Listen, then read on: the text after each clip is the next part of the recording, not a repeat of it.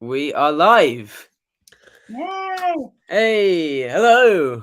Oh, hey, Mythology Press. I was going to say that's you, isn't it? Hey, Andrew. I know you're already here. Maybe we'll just wait for a minute or two just for people to give them time to show up. In fact, I might put something out on my Twitter just to say we're now live. Let me do this quick.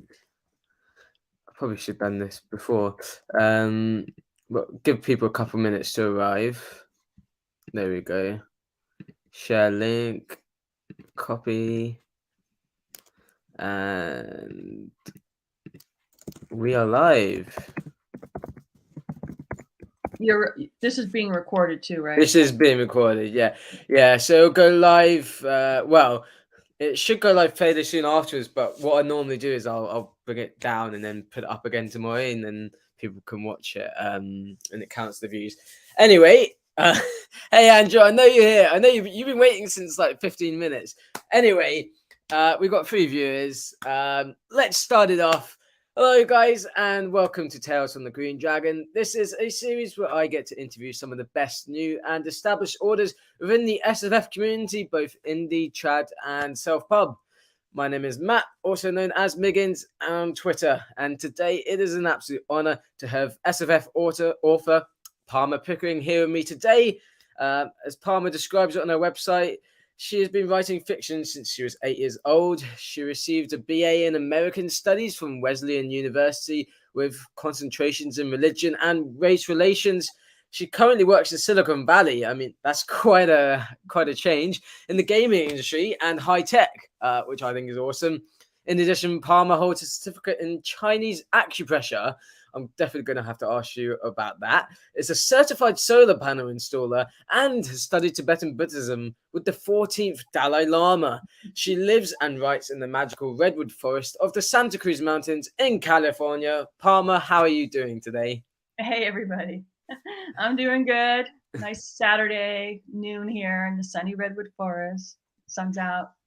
Yeah, I got to admit, I'm slightly jealous when I heard that you're in the redwood forest. It's one of the places I've got to visit. Yeah, it's totally intense. I should do a little tour and show you guys. I'm just surrounded by like 100-foot trees. That gets really scary in the storms. Like we just had like wicked storms and trees come down on Oh people's houses yes. and stuff, and landslides block the roads. It's quite something. But Yeah. And then they have ones, don't they have trees like called like widow makers or something like that where they're really dangerous and they can come down? the widowmakers are the branches. The Okay. branches of these redwood trees are so big, they're like the size of a normal like tree. And they what happens is they break off because everybody's houses here are surrounded by trees. Like I have trees like Yeah. right next to my house, like this far away from my house. And so it's way like 100 feet overhead, and they have these huge branches. And if a branch comes down, the weight of it puts the point and it'll dig into the ground and like stand straight up. So if it comes down through your roof vertically, it'll just poke a hole right through your roof and could like impale you and kill you. Yeah. Oh my goodness. That's pretty safe. I mean, here in the UK we live a pretty safe life. I mean, you might I You don't could know, die of fall on the overcast. pavement. You Yeah. could die of overcast skies and rain every day. Yeah, literally. This is why I want to get out of it. It's not that great, although it can be moody sometimes. I do like. I'm in the Pacific Northwest. I know that's quite a rainy place, and it does provide some atmosphere. But that's a really cool place to live. Like I said, I'm jealous, but I'm sure we'll get back to that later. I thought I'd just show off.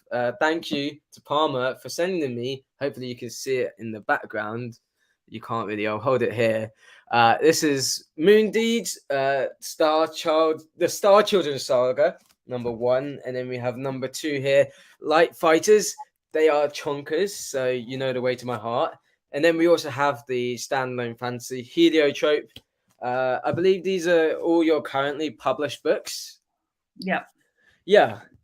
Yeah, like I said, chonkers, you definitely know the way to my heart. Each one is like 3 books. Yeah, Yeah, one pretty much. when each one I can just kind of go and hear that crushing sound. I know that's a good book. It's going to serve me well because it can act as a defense weapon if needed. I can sleep well at night with them next to my bed. Anyway, I guess let's go back to the beginning. A very good place to start, as the Sound of Music tells us. You've been writing fiction since you were 8 years old. So tell us a little bit more about that. What kind of fiction were you writing at 8? Hang on, I'm answering Andrew's question about Muir Woods. Muir Woods Oh yeah, no is worries. a redwood forest. It's the same. It's the same forest, though. It's the same forest range or forest mountain range. I'm near Big Basin Park. You can look that up. It was kind of decimated in the wildfires a couple years ago. Writing since I was 8. So one of my friends, Carol, when I was a kid, we were both avid readers, and the first remembrance I have of writing was we were addicted to this series called 2-Minute Mysteries. And it would be like 2 pages of a mystery story, like a really short story, micro short story. And so we would write those. We would write our own 2-minute mysteries. And then I wrote a short story, I don't know, a couple years later, that her mother read. And it disturbed her mother so much that it scared her from writing. Yeah. But in retrospect, I'm like, wow, I must be a pretty good writer if it scared the bejesus out of like an adult, Yeah. And then I wrote just random poetry. I wrote a lot of poetry and short stories, and started a bunch of novels through my life that kind of are still on the shelf or unfinished or whatever. So how many sort of unfinished novels do you reckon you have? I have one finished unpublished novel. Yeah. Which is it's not speculative fiction at all. It's like intrigue, Russian mafia, ice hockey. Ooh. Yeah, it was really yeah. It was fun. I'll tell you a couple stories about that because it was a very interesting time in my life. So it was around the time I was writing it when after a bunch of Russian hockey players started defecting to the United States, right? This was while the Soviet Union was just falling. And then after it fell in like the 90s, the Russian Hockey Federation basically sold the players to the NHL.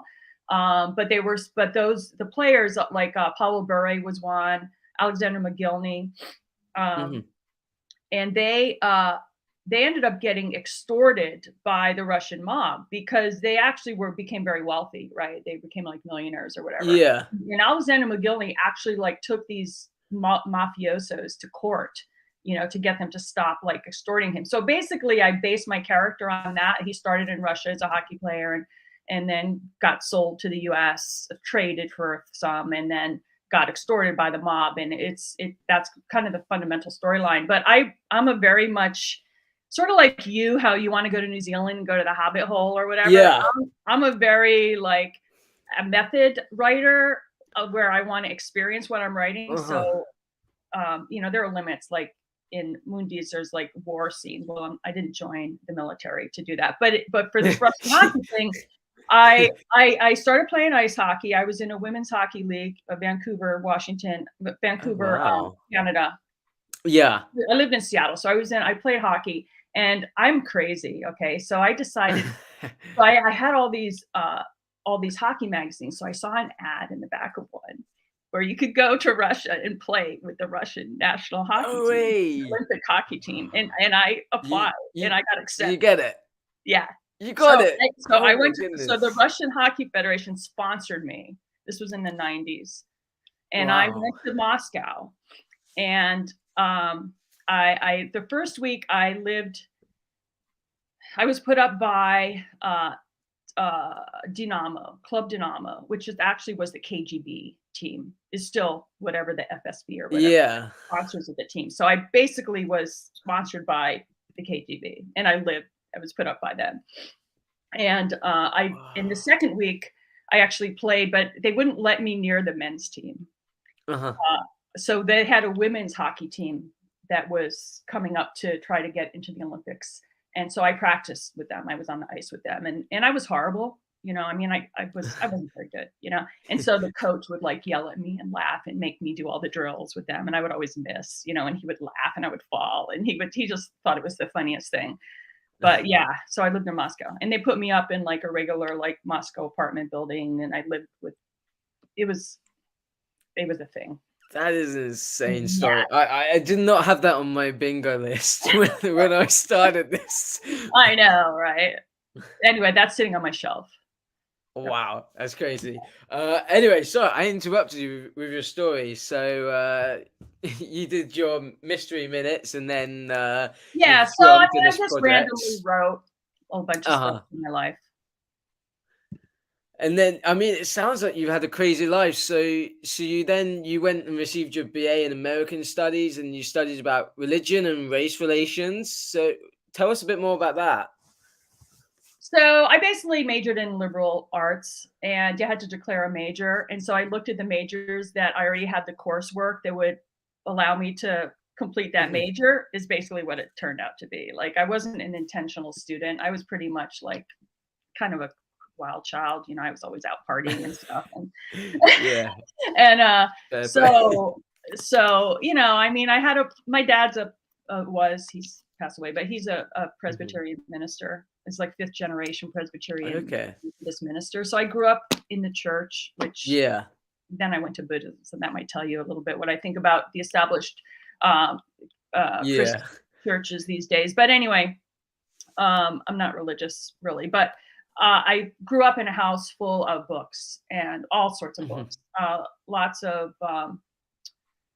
of world religions. And so I just found it fascinating because a lot of the ancient world religions are actually philosophy. There's a lot of philosophy. There's a lot of literature. You know, you consider like the Yeah. Bible really just history, right? Stories of clans fighting each other and God's Mhm. killing you, and you know, it's mythology basically.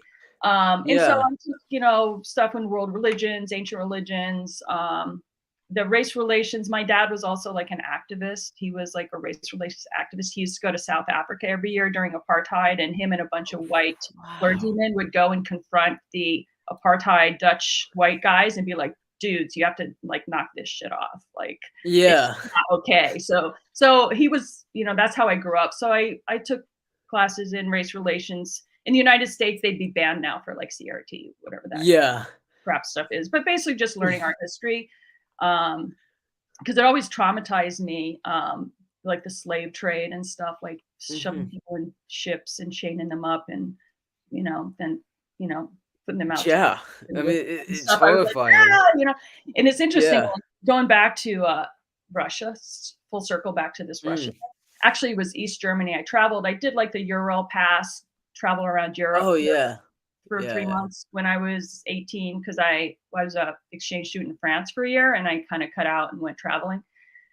And I remember going to East Germany, East Berlin, when before the wall had come down. I'm old, Mhm. okay, hint. Yeah, So I when saw the I've wall seen came the down, wall, but it wasn't still up. yeah, it was That was up. So before when my you went time. through, so they had this one like Potemkin village, like this one like tourist area where you could go from the West Berlin to East Berlin to go into Mhm. East Berlin, and it was all this like curated restaurants. You weren't allowed outside. Like outside of it, it was like all this like bombed out, like dystopian apartment buildings, like from Yeah. the but this little curated thing was all these little restaurants, you know, with like, you know, filet mignon on the menu and stuff. It was just weird, right? And they had a Yeah. museum and they had an art exhibit at the time. And what was the art exhibit? It was a poster contest for about the United States. So they had the Soviet artist do Yeah. posters about the United States. And what were all the posters about?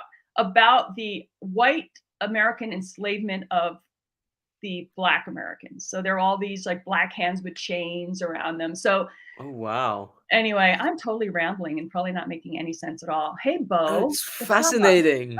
Yeah, yeah, Bo Kelly, awesome. And I don't know Thanks Shad. for Hey, being here. Shad.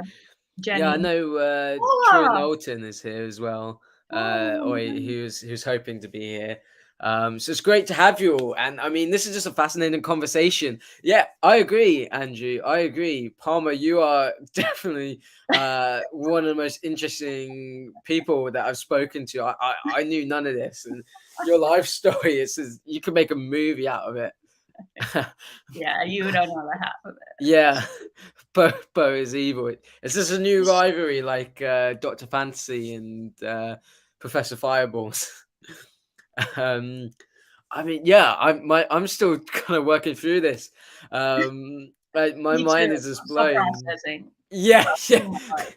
it's taking you. Yeah, but it's fascinating to me actually to with coming from the UK with our university system where it's very much like, and even from sort of what we would call GCSE, which is about age 16, it's very much that's kind of like almost your last chance to narrow down. And as you get older, things get narrower and narrower. When you go to uni, you are studying that one thing. In America, it's interesting because you're not just studying that one thing. And as you did, you can kind of go not really sure what you want to do and end up, studying something completely different than you thought, which I find fascinating.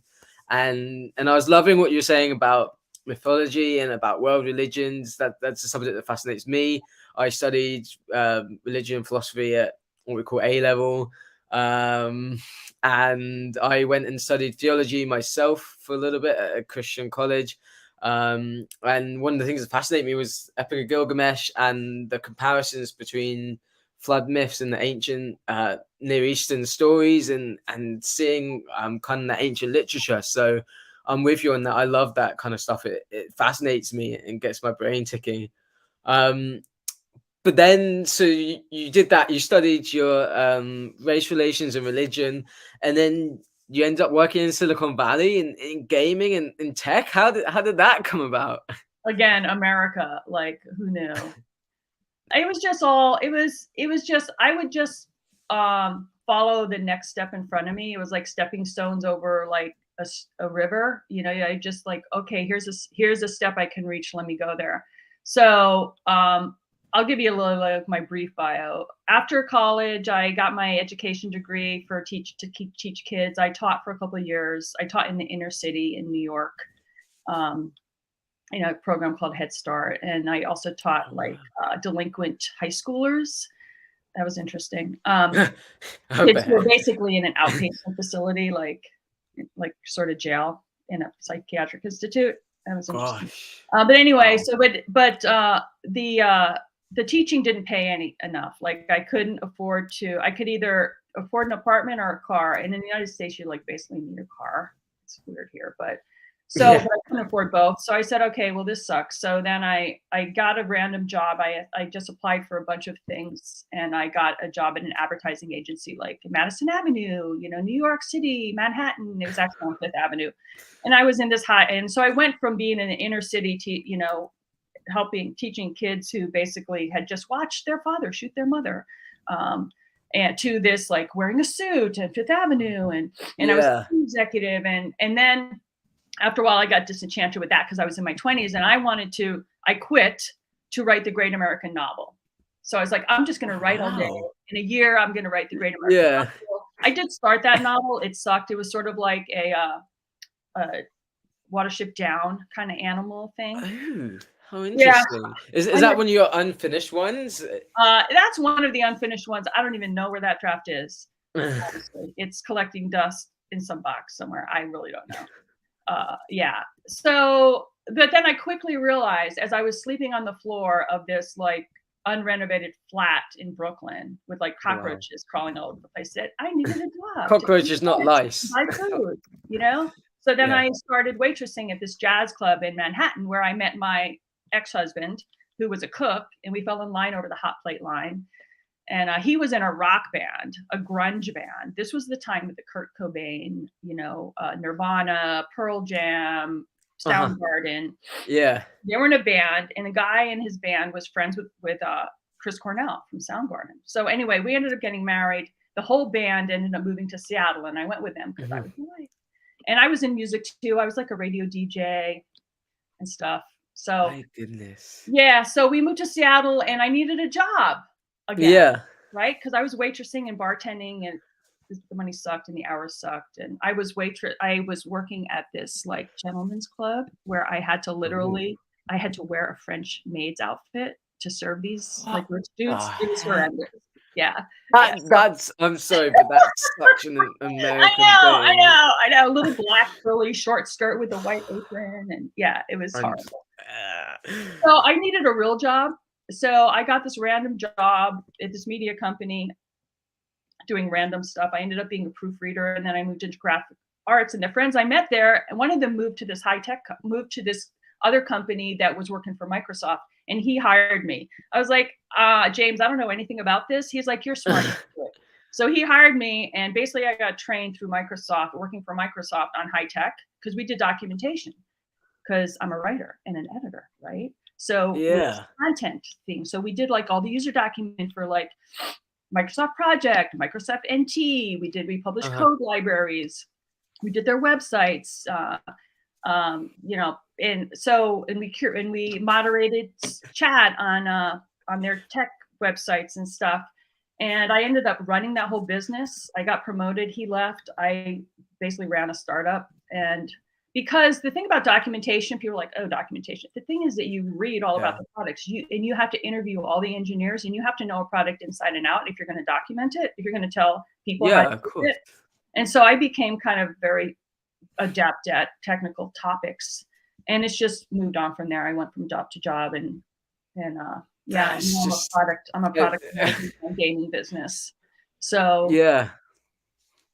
I'm a product manager. So that's this really like high in demand skill set in the tech world.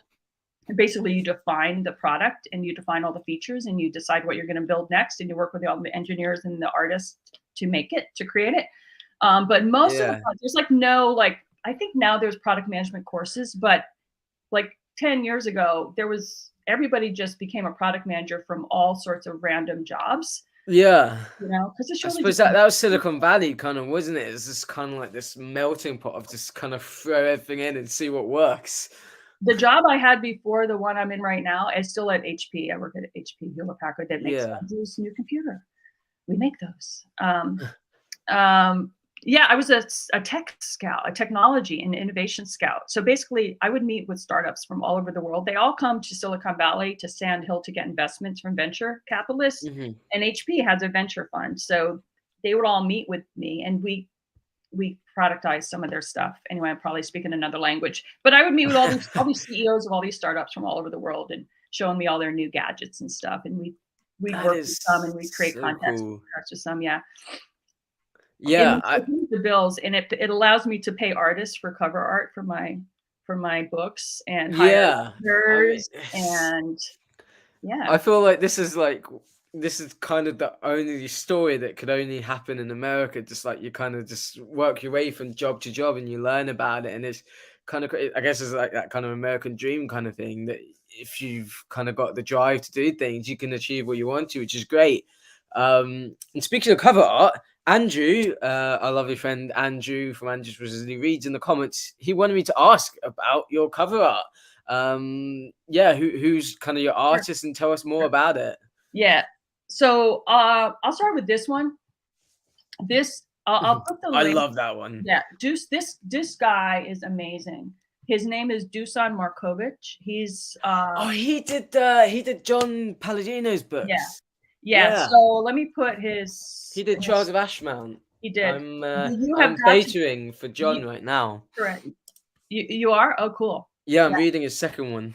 Yeah, you've got to go to this guy's website and look at his art. It's the most intense, crazy stuff ever. And the reason there's all these Facebook groups for cover art, and so that's how I found him. And what I love about Dusan, first of all, he's a total sweetheart. He's in Serbia. So okay.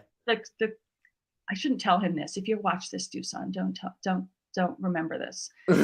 Magic spell. Do not remember. Like, he draws his stuff from scratch. So you can see sketches of all of his art. And he has this slider on one of his pages where you can slide it. You can see the black and white sketch outline version. Then you slide it over and you see it all colored. It turns into this amazing craziness. That's incredible. And so to pay an American artist to draw from scratch, they want like 20 grand or something, like totally totally not affordable. You know, for me anyway, even though I do work in like, I need a new roof on my house. That's 20 grand. Like, really, for Yeah. a cover art, piece of cover art? So, yeah, so he's like way more affordable than that, and a total sweetheart. So yeah, so that's Doosan. And I have this. I posted, I think, in Twitter the original sketch of this. I'll post it again in the back cover with the Yeah, I'd love to see fountain. that. Yeah, Yeah, it's really I'm having a interesting. look at mine right here. Oh, yeah, and the is that a griffin on there? Yeah, it's a fountain. It's a griffin. Yeah, Yeah, there aren't any live griffins in this story. Just it's like that's a shame. it's like sigils, like house sigils or griffins, but it's not like Yeah. Chicago where he has real griffins to fly. Griffins have been making a comeback recently. We have it in Tiago Abdallah's books, L.L. McCrae's books. I'm pretty sure have griffins. It's great. I love to see it. Yeah, they're great. Yeah, mine aren't alive. They're classic symbolism for heralds Yeah. and stuff. And they're a chimera, right? They're a combination of eagle and Hmm. what is it? Oh, Eagle and lion head yeah. with eagle claws and eagle beak and wings, but a lion's tail. Yeah, Hmm. so they're a chimera. So it's a mythological animal. It's probably all fantasy writers are just big mythology fan, total like geeks. I'm Yeah. always reading I mythology. found that a lot. Yeah. Yeah, yeah. I mean, that's fundamentally the world we live in, right? Is we're Yeah. writing modern day myths based on archetypes and tropes from, the millennia that resonate Hmm. over time with people because they deal with the human psyche, and they kind of put in allegorical or metaphorical terms, things that we deal Yeah. with in the human condition. Yeah, and that's something that I love is that fantasy I found particularly recently, I guess if you go back to classic fantasy, a lot of it really was kind of about making your own kind of mythology, especially if you go back to kind of Tolkien and even before that, back to the myths and legends that we talked about ancient mythology. But now, especially in sort of the last few years, it seems that fantasy has become a way to explore kind of really human issues, things like mental health, in a way that you can kind of take a step back, that it's not kind of real life, and it's a way where you can get that entertainment, you can get the big battles, you can get all the cool stuff, but you can really kind of get into, like you say, that kind of human psyche. And that's what I love, that kind of trend that fantasy is taking at the moment. Yeah, well, speaking of Tolkien, I mean, he's from your neck of the woods, right? And wasn't he Yeah, just yeah, yeah, he's scholar? from just down the road from me. Really? Yeah, from Oxford, about 30 minutes drive, not far. So what was his the name of that group where they would always meet in the pub? Oh, And the I can't remember what I've they're called. forgotten what it's called now. I know what you mean. It was him, C.S. Lewis, and a few others, Yeah. and they met in a pub in Oxford. I can't remember what it was now. I know what you're on about. Yeah, and they would I mean, I think he worked on his first draft of what he ever released for like what? Multiple years, 10, 20 before he released it, and he revised it, like he rewrote the thing multiple Yeah, times. But I think he was a big mythology person, right? I mean, George R.R. Martin, I've heard him speak a few times at conventions, and he's huge into mythology. And as a fantasy writer and reader, you start noticing that people are pulling from a lot of the same myths, like the Nordic myths are big ones, hmm, Vikings. You'll see, and even yes, naming, like I'll look up names like in let's see, in for the Scrids in book 2, you get into another world, another planetary okay, you dive into another of the populations in the Scrids, and I think it was them. I got their names from all like Norse mythology, and I have a little bit of a language in there. I have some sections of their spells and stuff which are in their language, and I basically just use an Old Norse translator. Someone who that is really cool. actually speaks Yeah. the region is probably like appalled when they read it. They're like, Yeah. Well, it's fascinating. This conversation keeps coming up a lot recently. I was just watching on over at FanFire, they England, got TBR England. Con right now, and I was literally watching today. There's a panel called what what is modern fantasy anyway. Oh This yeah, I author's wanted like, to see that, but it was like 6 yeah, o'clock a.m. my it time or was something. How great. was that? You can go back on the Fan for Addict channel. It's still up there. Yeah, I yeah. posted a link on my YouTube, Corey on my Talks Twitter, I was in think. that one, right? Or It was was it LL? fantastic. Mhm. It was fantastic, and it was we had Ara Verdi, Ken Liu, Justin T. Cool. A lot of them friends. Most of them are friends. The only one that I don't really know is Ken Liu. The rest of them, I'm really glad to have friends with them. And they were talking about this idea that it's storytelling is cyclical. And if we kind of go back to the old tales, they're all drawing on these old mythologies, and even as you go further back, it's all kind of drawing from the same sources, and even kind of civilizations that had no way of contacting one another. It was like that they would come up with similar kind of tales. It's fascinating. Yeah, but Bo's Yeah, right. yeah. We had a whole history lesson. That's a good segue into the long arc for this story. And just to answer your question about the cover, this was Yes. J. Caleb Clark, and he's done a lot of indie fantasy and science fiction cover. He did Oh, cool. he did one of the big ones that's out right now. I'll get it off my shelf. Hang on, I can't remember the name. These guys.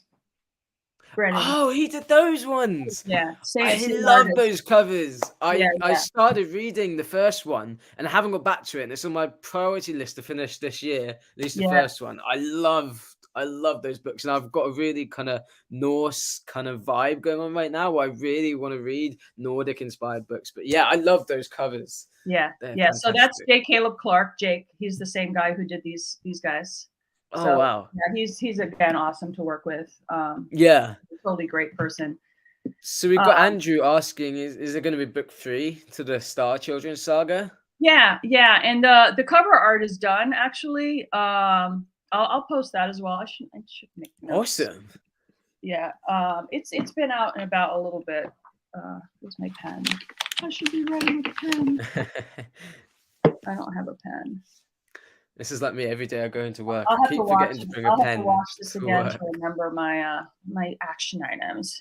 Here, I'm gonna write it into here. I can write it on my I computer need as to well. Just I need to remember. post the sketches of Heliotrope. Oh yes, yeah, that would be awesome. Yeah, yeah. So the long arc of the Star Children Saga is actually going to be multiple volumes, at least 7. And it's sort of the first 3 books are basically going to be a trilogy. That I'm calling them the Moon Deeds trilogy. It's basically the whole story arc of the moon, the battle for the moon, for control of the moon between the Pegs and the free people, basically. And the people who end up on the moon are one of the last free populations from Earth. There's a couple other free populations. The UK is one of them. And yeah, you guys are under the Druids' mist. It's probably because we're yeah, an island. You brought up the old Druid stuff to protect yourselves from this invasion. Hey, I'm not complaining. That sounds really cool. Yeah. And the Western United States, where I live, is also another of the only other free zones and the moon. So there's basically benefits of being an author. Yes, so there's 3. That's right. There's 3 free zones, and the moon is one of them. And there's a battle over that because the moon is the gateway to the stars, right? The ships like to hop off the moon instead of Earth because of the gravity. You don't have to deal with the gravity and entry and exit of the atmosphere, etc. And you also don't have to deal with the Tegs. If you land on Earth, you have to deal with this like totally psycho, species, basically race that's invaded Earth and is not very nice.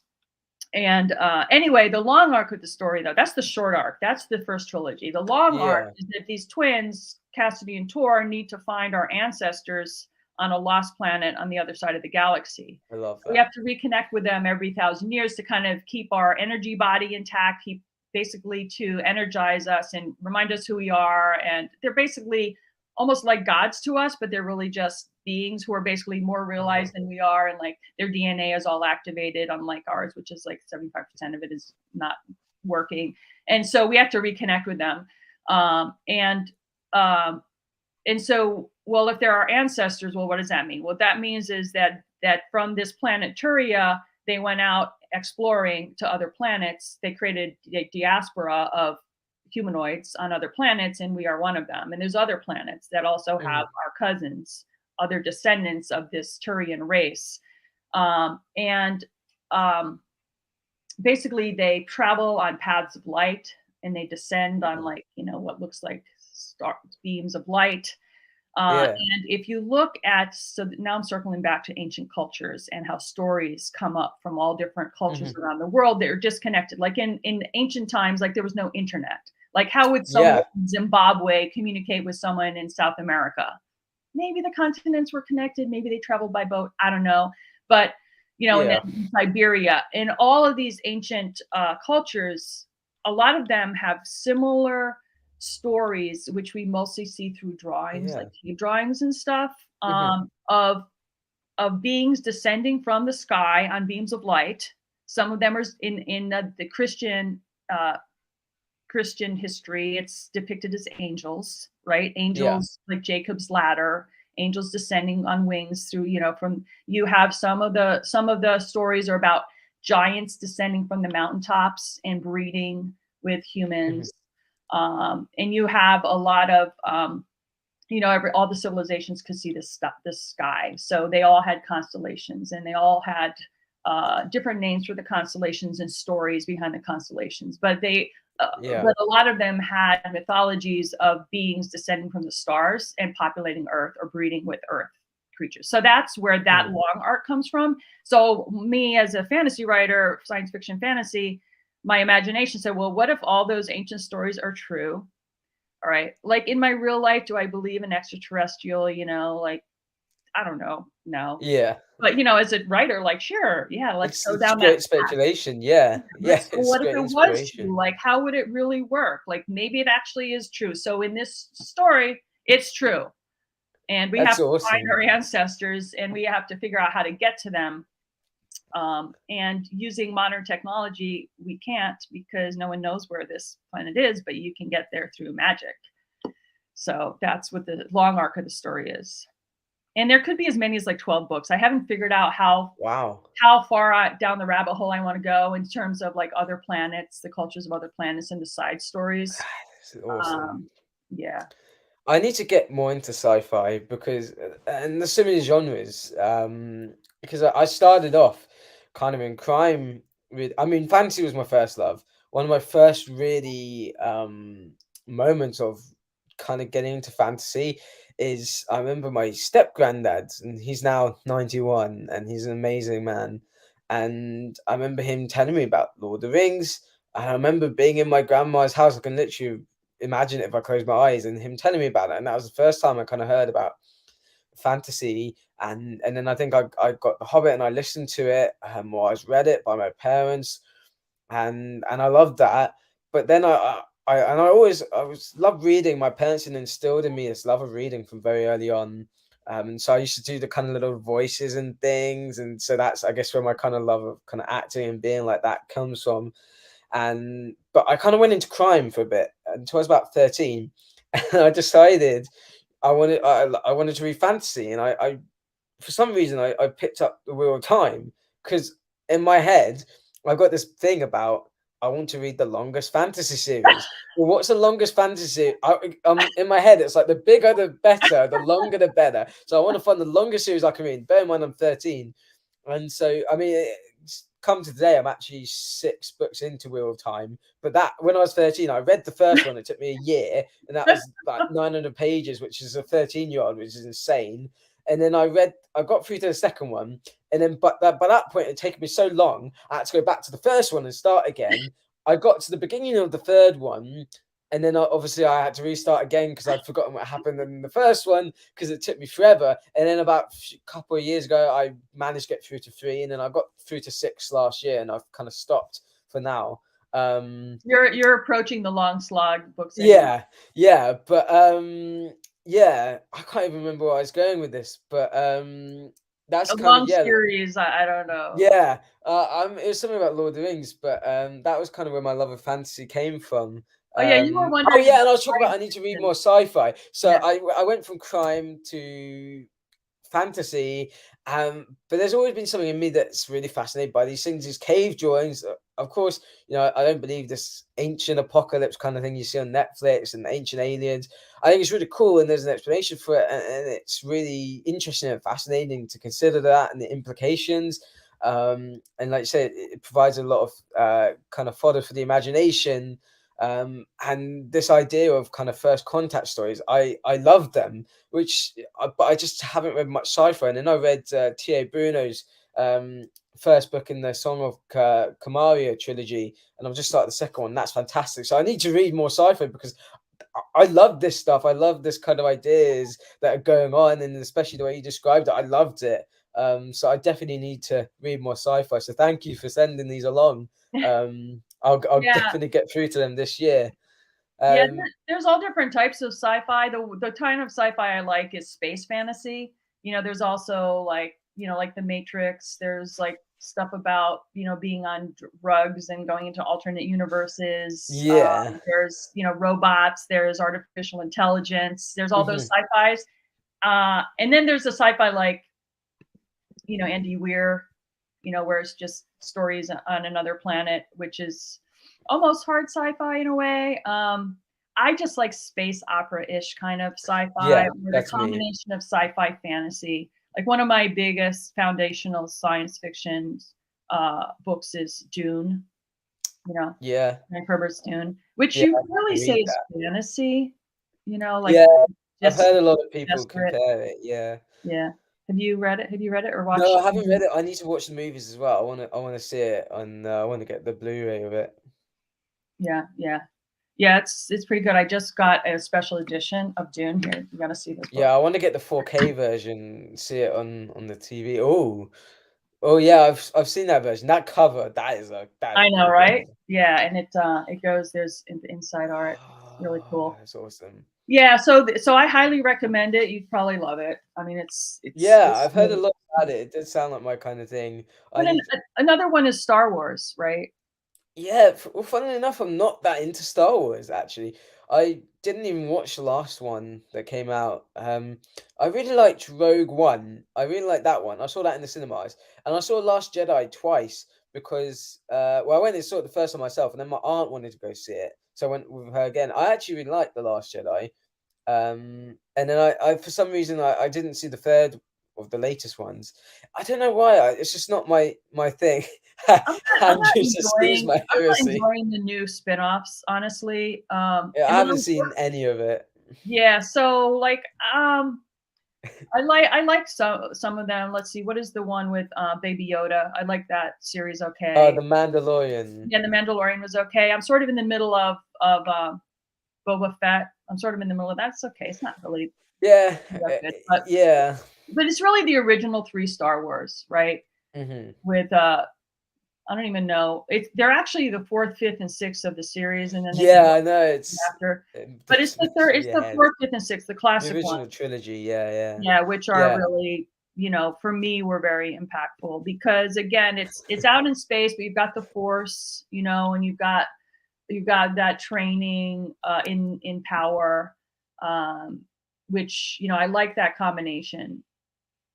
It's really just Yeah. fantasy with a space setting background, which is what my books are as well. It's really just fantasy. Yeah. And it gets more and more into fantasy. Like the magic and stuff isn't that heavy in this one, but then by the time you get into Light Fighters, it gets much more intense. And I Mhm. draw on for magic systems, I draw partially on shamanism.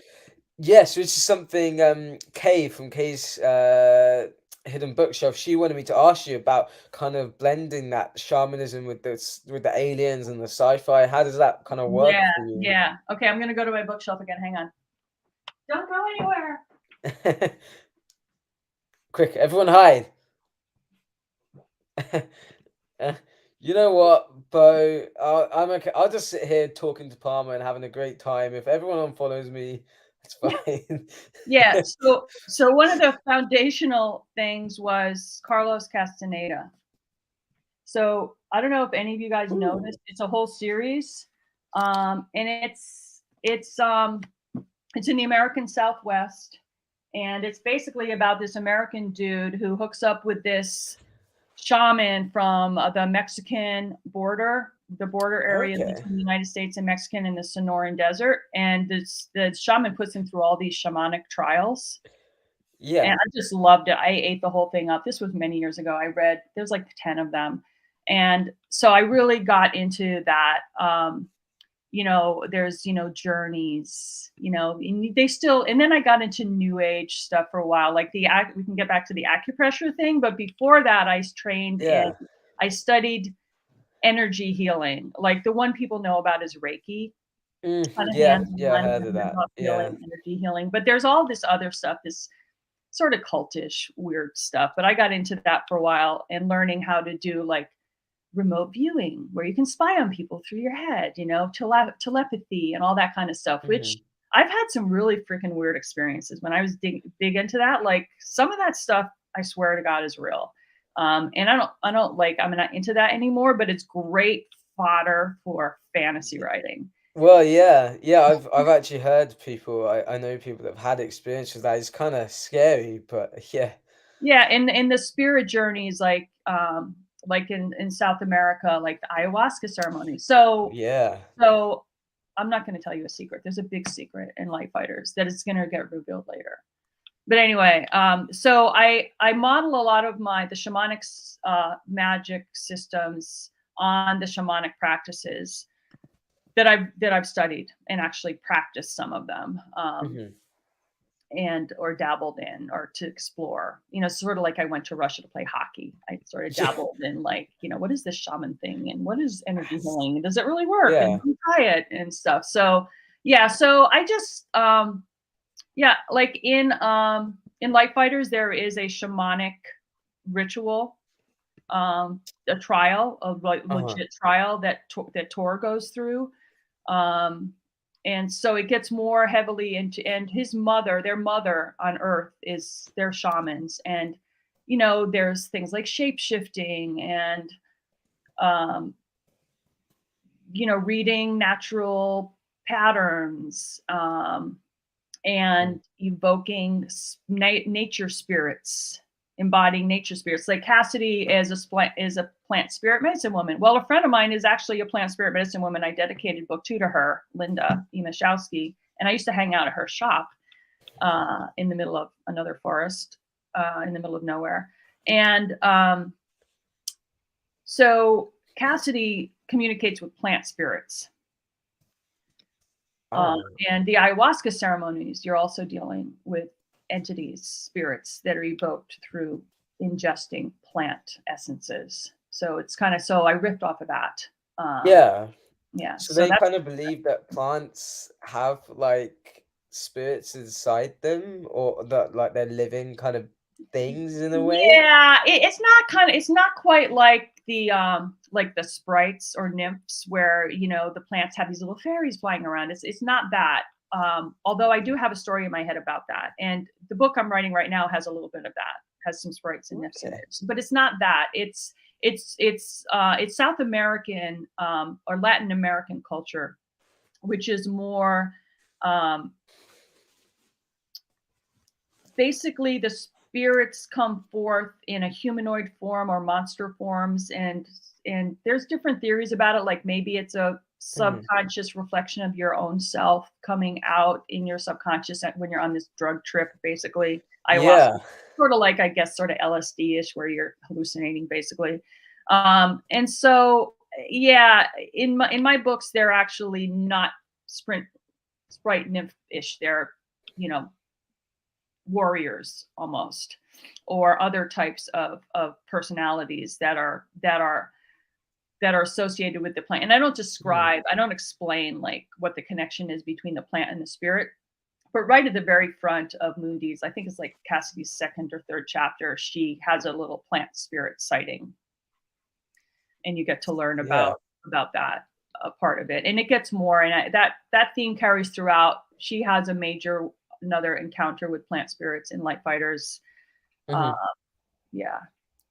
So you said that you kind of have potentially up to sort of 12 kind of books that you could potentially do. Do you kind of have an end point that you want to get to, and you could kind of like shorten that, or is it's going to take 12 books to get to that end point? No, I know the end, and I could short circuit it if I wanted to. In fact, the next trilogy is going to be I think it's going to be the Muria trilogy. It might be a duology, and then I'll do a Delos. So planets that are mentioned, we'll get whole books on them. Like really book cool. 4 is Muria, and it's all on Muria. Most of it is on Muria, and I've written that book already. When I first wrote the series, I skipped over most of the moon stuff. They hopped on the moon, and then they went straight to Muria. So some of my beta readers, Mike, I don't know if Mike is on. He's a beta reader. He's read the Muria stuff. He's like, well, what happens next? Because he's read mostly like books 4 and 5 already, which have been written a long time ago. Oh, wow. It take place on Muria, which is this jungle cave planet with multiple jungle cave planet. It totally gets into fantasy. Oh my goodness. Yeah, I love jungles and caves. With like sentient animals, like big time animals. Give me it. Yeah, and winged lions. Winged lions. They're not griffins. Ooh, they're lions with wings. Bats and antelopes are the animals, and they're like big parts of the plot and character development. You become their characters in their own right, like literally. And crystals become sentient and they become characters. That's Muria. It's way fantasy. And I can't wait to get to that part. And the reason why I'm finishing this part is because when I was writing the Muria part, I kept having to circle back to close loops with the moon plot, mostly around the Tegs and who were they and why are they chasing them. And so I built out the Teg story, and basically my plan was to go back to the moon towards the end of the series and wrap up the moon. And instead I decided to deal with it linearly and just pump out that story as a trilogy, and then just move on to the other planets and just be done with the moon more or less, because it's pivotal. You'll find out in Light Fighters more why the moon is so critical to this whole thing. So in terms of the larger story arc of how we're going to contact our ancestors, basically the moon is a pivotal anchor. That is awesome. Yeah. So we've got Andrew asking, is book 3 being written, or is it already being written? Book 3, I've written a lot of it, but as I'm reading through it, it's kind of crap. I'm like, my craft has gotten better. Like, I wrote this series like 10 years ago, and I've been and then I wrote Heliotrope, and so my craft has gotten a lot better over time. And so now when I read Anaximenes, which is book 3, I'm sort of like, oh, this writing is crap. So I kind of need to rewrite it. And I haven't written it. The Ridge storyline, Jidna, that was a relatively new addition because I wanted to bring in a window into the Teg side of things, and the antagonist, the enemy. And so Anaximenes doesn't have Ridge's story written yet, although I have it in my head. It's fun. So I just have to, no, it's not written. And then I'm going to have to basically probably revamp 4 and 5 again as well, because they don't have the Ridge story either.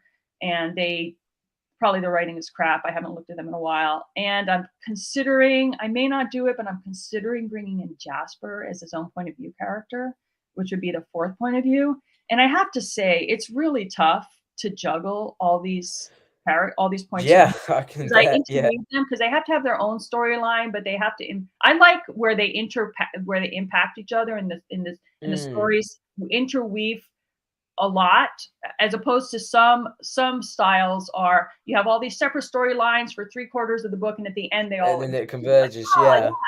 I like to have them interweaving the whole time. Yeah. It's really a freaking puzzle. I mean, I've literally write all the different plot points on index cards and lay them out on my you look like the guy with the conspiracy wall. Yeah, it's bad. It's really like brain heavy. Yeah, I can imagine. So adding a 4th point of view character, I'm like, oh God, what am I doing to myself? Can you imagine writing? Some authors write like 6. It's just I don't even know. Oh my God. I heard like George R. R. Martin, again, I told you I've heard him talk a lot. Yeah. He had this whole session just on all the dynasties and the families, and he just went geek out crazy. He has, I think, a whole bound volume on just all the like genealogies and stuff. Like, he is so freaking into it. I was bored. I was like, ugh, yawner, like, who cares? But he was totally into it. But yeah, it's a puzzle. You have to have that kind of obsessive, brain to to deal with Yeah. it. And so, yeah, I guess I do, which that's one of the reasons I Yeah. wrote. So one of the reasons I started writing, like seriously decided to be a published author is because my imagination was out of control, my daydreaming, like it was like an addiction. It was getting in the way of my life. It was since I was a kid. Like I remember, a friend of mine when I was like, again, like 8, she would like try to talk to me. We'd be on a long car ride on a vacation and she'd try to talk to me. I'll be like, don't talk to me. I'm thinking, I'd have this whole world spun up in my head. And so I decided just to channel that crazy creativity and imagination and daydream into a productive output, something like useful instead of just being off in my own Yeah. crazy dream world. But that kind of touches on an interesting question that I had, which is that kind of I guess authors kind of usually get the question of how does your life influence or come into your works and the things that you write. Well, I was going to come at from the other side. How does what you write influence kind of like your day-to-day life? Is there things that kind of like since you've written the books that you've kind of have helped you kind of come to revelations or something like yeah, just kind of has it influenced anything in your life since writing these books? I would say the one thing that it's done, which was not intentional, which is in Light Fighters, there's some pretty graphic and detailed and extreme sexual assault in Light Hmm. Fighters. There's a section where it's definitely adult. Like Moondeed, some people think is kind of YA. Like Paula can tell you, I'm like, don't give that to a don't give Light Fighters to a Yeah. 14-year-old. I don't want to like traumatize a 14-year-old. Yeah. And like thinking about like, and I sort of set myself up with this really, really heavy theme and content that now I have to kind of live with and it's out there. And I'm like, I actually wrote that at the last minute. Like part one Yeah. used to be completely different story. Like Cassidy's fate was a completely different one.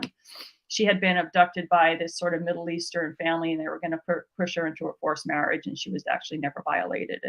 But it just didn't move the story forward, and it was sort of a tangent, had nothing to do with anything. The way I wrote it is integrally integrated into the storyline and plot, and so I think it's a much more powerful plot device, even though I do get really graphic about it. So I asked myself after the fact. So this is to answer your question: how has what you've Mhm. written influenced your life? Yeah. Like, why did I write that? And sexual assault has always been a huge like traumatic thing for me. I haven't actually been sexually assaulted to that level. I have had some weird experiences, but Yeah. a lot of people close to me have had violent, very violent assaults by strangers, being tied Yeah. up and hit over the head and all sorts of bad stuff and lots of incest. Like so many people that I know have been raped, and men as well. Yeah. Men that I know have been Yeah. raped. And the older I get, the more I find that these people who I've been walking around with in my life for years are all victims of sexual assault. And it's just not something people talk about. And then I started doing research into war crimes, like institutionalized sexual slavery, like at the Kosovo, Bosnia, Hmm. Kosovo, is it Serbia? Yes. Yes. Yeah, Serbia and Bosnia, I think it was, yeah. Yeah, so I mean, I've read interviews of the survivors, describing like, and a lot of sex trafficking. It just goes on all over the place, and it's so rampant in our society, even in Russia, like in the Ukraine thing, Yeah. rape and stuff. I'm just like, this is a freaking sickness in our society. Like, what the actual f is Yeah. this about? And it's been going on forever, you know. Yeah. For all history, and so I bring that into this book. And so I think that part of it was actually for me to just help process some of the societal trauma that we're all part of, like, and it's from the perspective of the victim that I write, not from a lot of sexual assault and fantasy is from the perspective of the guy who's Mm. usually a guy who's perpetrating it, and it's seen as an act of violence and pleasure or something. I'm Yeah. doing it from the perspective of the victim and to show what happens to the victim in this, and it includes like drug addiction, being forced to take drugs, which is a common thing that sex traffickers do. Human traffickers, they get the victims hooked on Yes, like they or can't something leave. first. Yeah. and then they start, exploiting them. And so I just delve into it, and in a way, I'm sorry I did, because now I'm trapped in this sort of heavy thing. But it is what it is. It's out there. But I think it's sort of helped me like process some of it and to not be so traumatized anymore. Weirdly enough, because I've kind of confronted it. Um, Yeah. you know, and I was telling someone else, I actually have compiled a bunch of these interviews and research that I've done that I almost printed in the bound copy, similar to like girl with a dragon tattoo.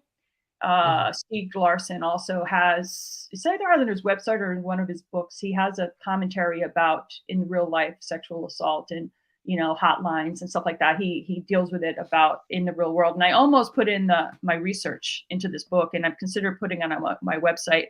I didn't end up binding it into the book because I still want it to be kind of fantasy and escapism, and to Yeah. not cross over so much into our real world.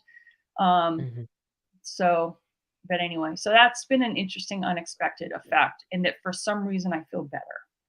Yeah, and I think this is something It's that's weird, really totally weird. interesting that well, I do understand it, and there are books that I've read recently that they seem to be kind of confronting these issues and not necessarily shying them away. And like you said, in fantasy in particular, it's kind of been used, been almost sort of fetishized, these kind of rape fantasies in a way that perhaps in a lot of cases the author hadn't necessarily intended it in a negative way, but it's almost been romanticized and, like I said, fetishized, and there's been kind of a backlash against that, thankfully.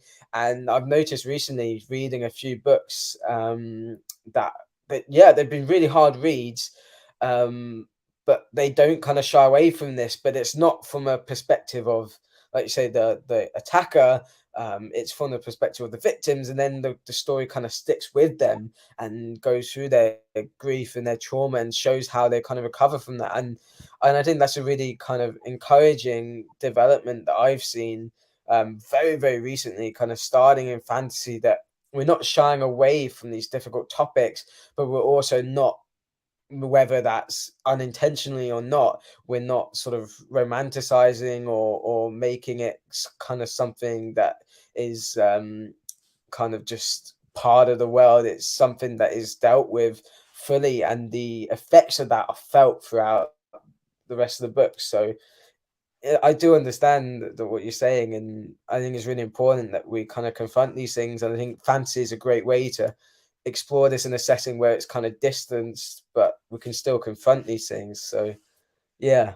Yeah, and the reaction to it has been really interesting. I mean, there's been some people who can't read it and who hate it and give me like 1-star reviews because they threw the book across the room, like, "Oh, you Yeah. ruined the book," like, "Why'd you do this terrible trope?" Which I totally get.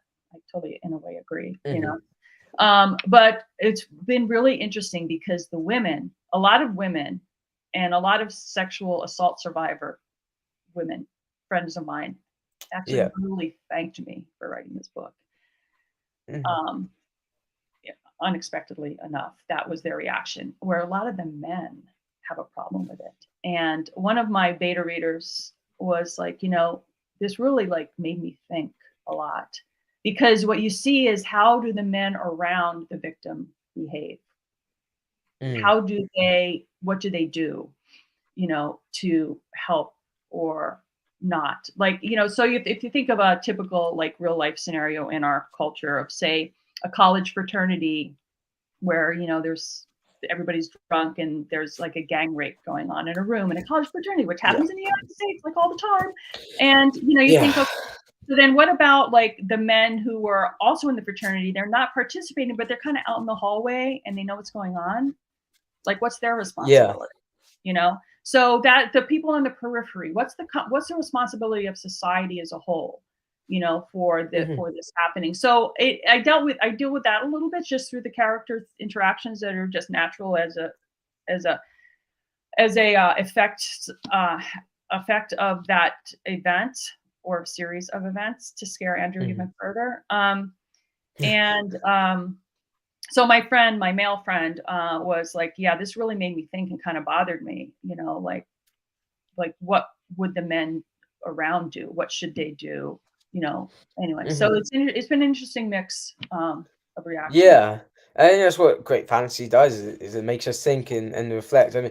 I mean, there are some fantasies where it's just kind of pure fun, pure escapism, and they definitely have their place, and I've loved them and read them, and but I think kind of my favorite fantasies are the ones that kind of leave you thinking and leave you kind of questioning things. Yeah, so that was a really kind of interesting diversion there. Yeah. So in terms, Yeah, the question was, has any of your writing impacted your life? And that was one. yeah, I mean, the example of the hockey book was one yeah. that actually like sent me to Russia and Moscow to play Well, with the women's Olympic hockey team. Like yeah. that was a definite real life impact. Well, this is what I kind of love about these kind of interviews. I've got a whole bunch of questions here that I've kind of got that if I need to, but we can just have a free conversation and go in all these crazy avenues, and that's what I love about it. That I've learned all this stuff that I never even knew before, and hopefully the viewers watching, they've kind of learned things as well as we're going along. Um, yeah, I need to read Malazan. I've got book one, Garden of the Moon. I got a bunch of fantasy books Christmas year before last. And then I was in Waterstones in Piccadilly. And I've got a vlog that I recorded ages ago when I went, and I recorded myself because I was going to see a Lord of the Rings all-nighter at the Prince Charles Cinema in London. And I thought, well, the thing is, I had the day off work and then the next day off work. And I thought, well, what can I do? Because the cinema's in the evening, but I don't want to waste a day. I'll go to London and I'll go to the biggest bookstore in the UK. So I did that, and I kind of done a vlog, but these things take ages to edit, and I went around Waterstones for a couple of hours. Anyway, I was going down to the cafe at the bottom floor, and they have this kind of little alcove on the side of this bookcase of just like damaged books. Maybe the cover is a bit torn or it's creased, or it's kind of dog-eared or whatever. Anyway, I saw Dead House Gates book two for like £3 or something, and it was literally the only thing was a couple like creases on it, and it's normally about 9.99. So I've said yes, please. I'm absolutely having that. That's a steal. So I've now got the first two books, and they're both really tiny paperbacks. So I think the writing's gonna be pretty small, but yeah, I Yeah, can't wait to get I to just them. bought those two as well, and I didn't get the tiny paper.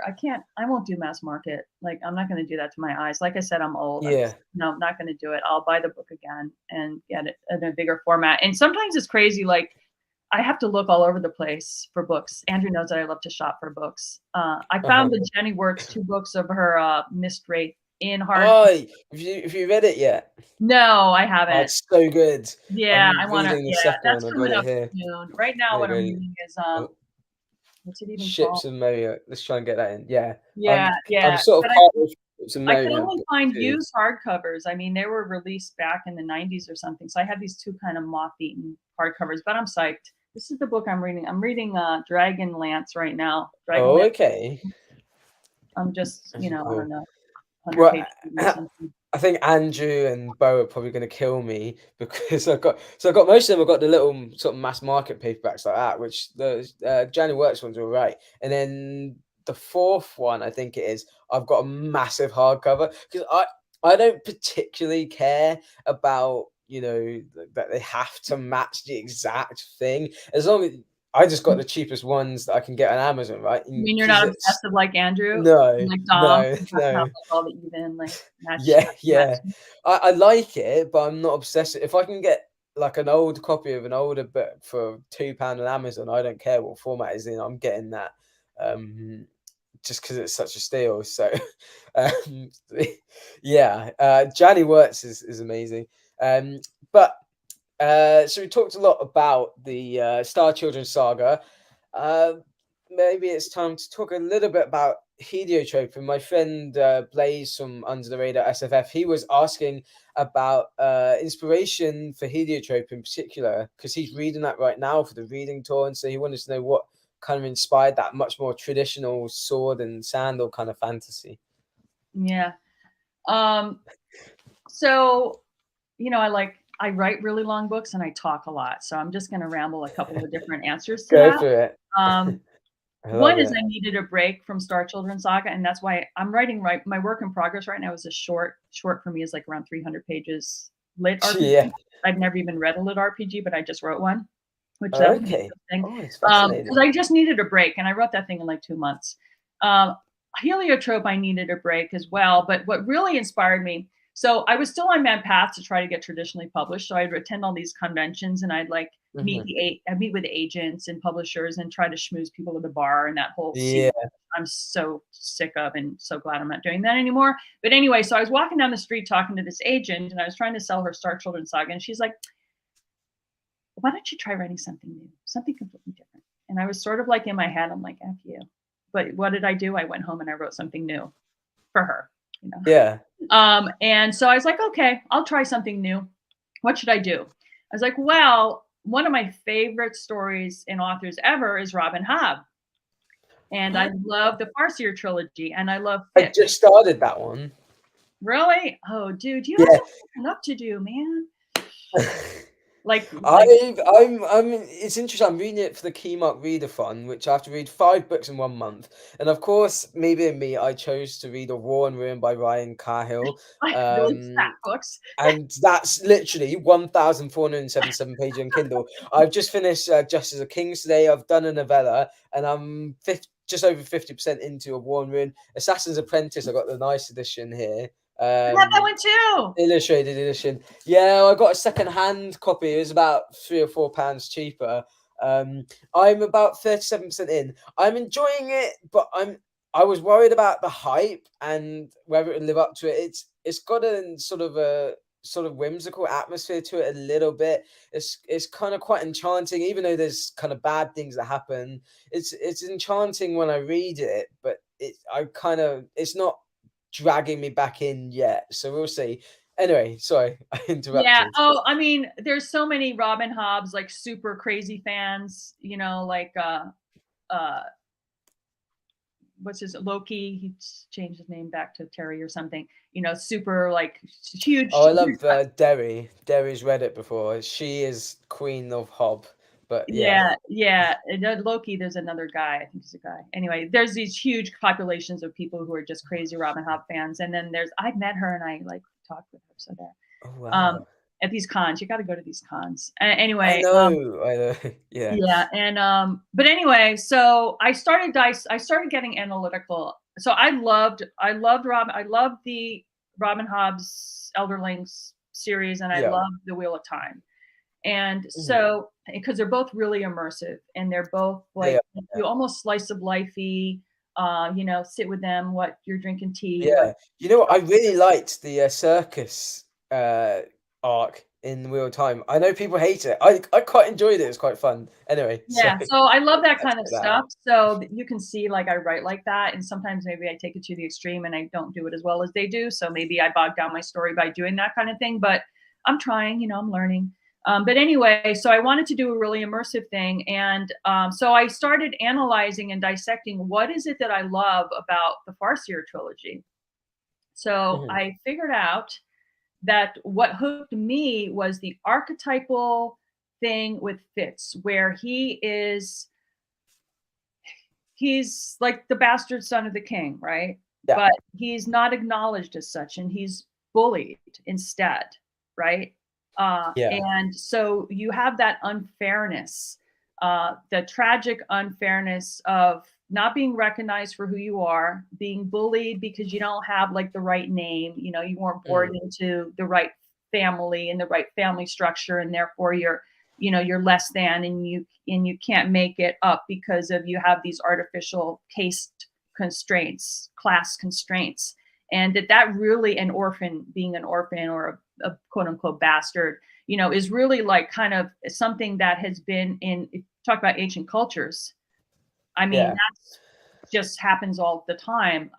You know, royalty, like forced marriages, and you know the whole royalty, Yeah. marry royalty not for love but to, you know, cement a alliance and to produce an heir, and that whole crap, that archetypal fundamental like reproductive and caste system really Mm. gets people, or it really gets me, because it's so Yeah. historical, it's so like in our blood and DNA of how unfair it is.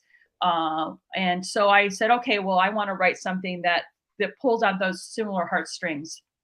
So in Mhm. Heliotrope, Telio the main character, he lost his family in a raid, and you think of Braveheart as well, where the guy's family was killed in a raid, and he becomes this raging warrior. Telly was a little bit of that, not a lot anywhere to the extreme of Braveheart, but and I have orphans in there.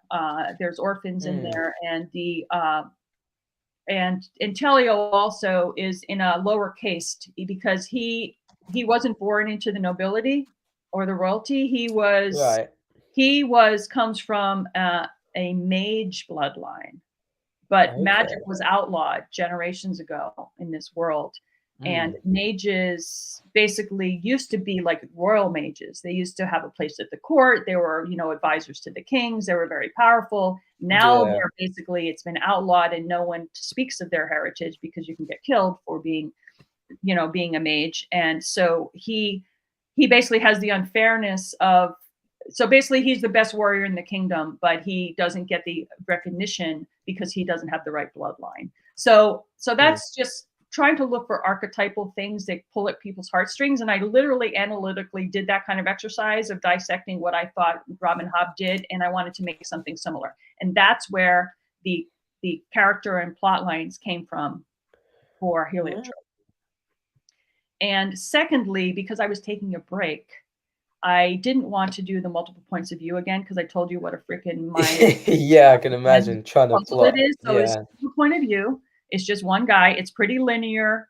There's a few flashbacks and stuff, but nothing heavy duty. It's pretty linear, pretty simple. The writing is pretty simple, easy. There's no huge lore that you have info dumps. It's just a straight up like journey quest, Yeah. So that was my rambling answer. Yeah. And am I right in saying that I was a standalone, but you don't have plans to kind of write a sequel? There actually is a sequel. It's called Stone Guardians, and I haven't written it yet, but I know the major plot lines, and it's sort of a continuation of some of the unresolved threads that people complain about. But it is written as a standalone, and I'm not going to write Stone Guardians for who knows years. Like, I've got to get Epiphanies out, probably Miria, maybe even the second book of the Miria, and then I'll go back to it. So it'll be years. Unless I become a millionaire and don't have to work faster. Because I wrote Heliotrope in 9 months, even though it's like an 800-page book. So I could crank it out in a year, but that's a year that I wouldn't be doing Star Children Saga. And I have to and 12 books, is quite a lot. I mean, I suppose you've written 2 I'm of them totally already, I can't pull a Robert Jordan. I can't die before my series is done. So that's my motivation to stay alive. So I guess we kind of sort of dance around this a little bit, but I was going to ask kind of more. We have a couple of questions that kind of related to your writing process. So my one was kind of asking, I guess it's kind of trying to get at, are you a plotter or a pantser? But the way I put it was, do your characters, do they write the story? Do your characters tell you what's going to happen, or do you kind of write the characters yourself? Do you kind of know every intricacy of their story, or is it a mix of both? Yeah, I started out writing the Star Children Saga as a total pantser, and it went just in all sorts of crazy directions. It became a total beast to edit. And I totally rewrote Moondeeds from scratch. Like, I didn't even edit it. I just flat out rewrote it. And the only part that is intact is the Gabira chapter at the end of Moondeeds. And that was as a result of just writing by the seat of your pants, like just letting the story write itself. Like, I had no plans for a Gabira. She just came out of nowhere and wrote herself. And for the character Telio in Heliotrope, I had the basic. I'm more of a pantser, but I do outlining to save myself from the crazy editing nightmare that I created for myself with the Star Children Saga, which literally took me years to pull apart and put back together. I'm not going to do that to myself again. So I have a structure. I have basically the idea that I have the general arc. I have generally the path in the end. and then I will kind of outline as I go. I'll kind of outline the next few chapters. Yeah. For Star Children Saga, I have a kind of a long arc outline of the big pieces that have to be put in place and how the end. I already have the end. Some of it's partially written already, Mhm. so that all the pieces kind of build up to it. So I'm definitely a combo, I guess. But Yeah. fantasy is the funnest thing because, like, your imagination just brings stuff you would never ever expect, and that's super super fun. And if it didn't go in all sorts of crazy directions and if I didn't write so many freaking words where I had to spend years editing, then I would probably just write like that all the time. See, I feel like that would be me. I'm well known for writing. I mean, I kind of had a precedent set when at school I was known for writing ridiculously long essays. In history, my teacher would set an essay and I'd bring back 4 pages of A4 written, handwritten, double-sided pages, and then my reviews are notoriously long in video and written form. And I kind of got a few stories of my own, or well, I'm writing. Same, I've got an idea for a story that I've kind of not I've kind of been cajoled into maybe actually making something of it, but also outside of writing a book, I'm working on a few kind of different entertainment projects, which I can't say too much, but very Like excited for. And screenplays, it's sorry, screenplays. uh, sort of. Yeah, I'll be able to say more very very soon. I've got some exciting news coming up. But it's crazy the ideas come up in your head. Like, so one idea I can probably tell you guys about this because nothing's happening so far. Is the other day I was at work, right, and I've been reading on. I was reading Wolfies about Anthony Mitchell, and it's kind of the way I describe it is Last of Us meets fantasy, in that it's like this kind of father-daughter surrogate relationship. And I've seen that coming up a lot recently, and I kind of wanted to do my own take on that. And then I also had this idea in the back of my mind, well, what if I wanted to do kind of Stranger Things a story, in the sense, not the kind of nostalgia 80s kind of thing, but in the sense of it's kind of sci-fi kind of story that I guess it kind of does have 80s vibes. It's not necessarily set then. And so I had this idea, well, what if Stranger Things and The Last of Us kind of met, which became what if Stranger Things met a road trip? And basically I kind of developed this idea of kind of like this yeah, it's basically The Last of Us meets a road trip movie meets sci-fi kind of monster-esque kind of thing going on with some kind of government conspiracy thrown in there. And I've thrown out the idea to a few of my friends that are, could kind of maybe help make this kind of happen in the future. And it's been getting good kind of feedback as a potential idea. So, but my point was is that um, like I definitely get like the whole kind of ideas coming to you, and you have so many different avenues you come down. And I had this idea. I wanted to do Stranger Things, something like that, and the road trip movie, or something to do with The Last of Us. I was like, well, how I can't quite sort of connect it. I can't quite work out a story, connect to it. And then just like that, I was just at work, putting things on the shelf, and suddenly I was like, Stranger Things meets a road trip movie. And then I had this literally whole idea. I could see kind of the bare strokes of it. And so I get it that, you can just get inspiration from anywhere. And if you don't kind of focus yourself, you can kind of really struggle to kind of keep that in, and go off on so many tangents. So, um, yeah, if I ever write a book, it's definitely going to be a chunker. I think we all know that. um, Yeah, the imagination is a very interesting thing, and the it, subconscious, kind of how it works it on its is. own, and It is. comes up with Yeah. stuff, and comes up with solutions. Like you run into a writer's block, and then like the solution is Yeah, like even better than your original like idea. exactly. So And it's it it's can really just come fun. from anywhere. I could literally be walking down the road and suddenly it'll just come to Totally. you. You need, Which, yeah, and that kind of downtime is when the subconscious seems to kick in. You're taking a shower, or you're walking, yeah. or the middle of the night. Jenny is asking about NaNoWriMo. Yes, yeah. I've never actually done NaNoWriMo, and I don't even quite know what the rules are. I think you're supposed to write a certain amount a day and post it. Is that how it works? Whereas the idea is that you meant to write 50,000 words, I think it is, in a month. So theoretically, you're meant to divide that down to each day. For some people, it's what it's basically the idea is just get you writing each day. And then yeah, some people write really long books. Sanderson writes literally a whole novel, but his size of novel in a month, or he tries to. Yeah. Yeah, I mean, I already pretty much write every day, or I would say 5 or 6 days a week. I've gotten myself into that habit over the years, and I'll write small amount, like 500 words to like 3,000 words a day. And that's how I wrote my work in progress, which is pretty much almost done. It's called Darktown, and Ooh. that's 80,000, and I wrote that in 2 months. So that's kind of like Okay. Yeah. NaNoWriMo-ish. But I don't. I just write to my kind of natural cadence. Mhm. And I don't give myself like I must write a certain amount of words. I just write for a certain amount of time. Yeah. An hour or 2 or 3. On weekends, I'll write more. It just kind of naturally flows at this point. My kind of discipline is kind of set now. I don't have to.